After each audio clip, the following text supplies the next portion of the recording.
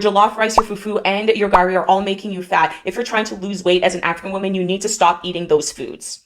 As a certified personal trainer who works with mainly women of color, I have heard some of the dumbest dieting advice when it comes to African women and Indian women and Asian women trying to lose weight. A lot of the advice out there actually ends up demonizing our cultural foods. But when you look at our populations back home, they're often not struggling with weight as much as we are. So is it really the cultural foods that are the problem? Or is it that when we moved to North America, Europe, or Australia, that we ended up having higher levels of stress? We ended up having lives that are based off of convenience. And as a result, we ended up eating more than we normally would when we were back home. The cultural foods have never been the problem. And if you are a woman of color who's been trying to lose weight and every single time you just keep backsliding, especially when you are cutting out your cultural foods, it's not your fault. The problem is the fact that we are trying to get rid of the foods that we were raised on, that we enjoy, that genuinely bring us joy and we genuinely enjoy the taste of, in replacement for the standard American diet, which we sometimes enjoy, but we don't want to be eating every day. So when we are eating something that we don't enjoy frequently, we end up falling off track and going back to our cultural foods, and then we gain our weight back and think, oh, the cultural foods are the problem. The cultural foods are not the problem.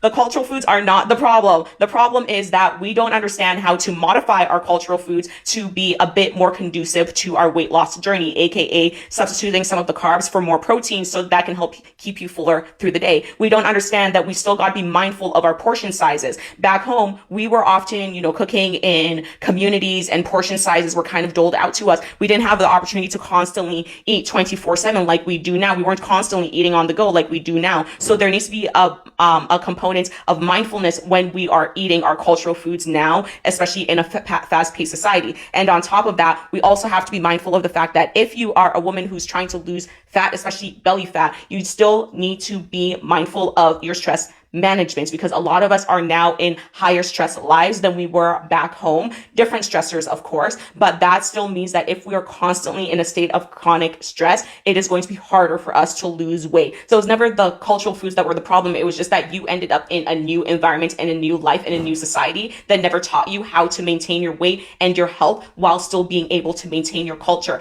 And if you're tired of scrolling online all the time, you've been trying to lose weight and keep it off for years, and you are really at a point where you just want guaranteed results and you want a blueprint to get you from point A to point Z and never have to touch another weight loss program or weight loss supplement or fat burner or weight loss medication again, you're going to want to comment burn, because in our burn belly fat blueprint, we help busy women, especially busy women of color like you, burn belly fat, lose 10 to 20 pounds in 90 days and get your energy and confidence back so that you can continue enjoying your life without ever having to cut out your cultural foods or your favorite foods ever again. Once again, comments burn or like this video for more information.